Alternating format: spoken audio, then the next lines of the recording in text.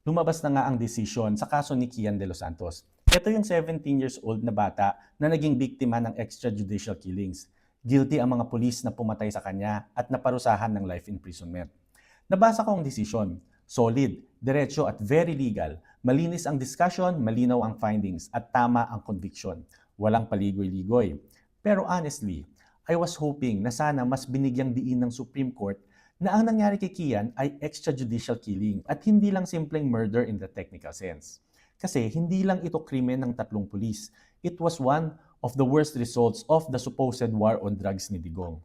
Dapat binigyang emphasis ang gravity ng pagpatay sa isang 17 years old na umiiyak, nakaluhod at walang laban at nagmamakaawang palayain na siya dahil may exam pa siya bukas. Grabe naman kasi ang ginawa dito, di ba? Well, hindi ko sinasabing mali ang decision, tama ito. Pero sana ginamit din ng court ang pagkakataong ito para magsalita laban sa ganitong klasing mga krimen. Pagkakataon na sana ng Supreme Court na magsalita, hindi lang bilang hukuman, kung hindi bilang tagapagtanggol ng buhay at dignidad, lalo na ng mga bata.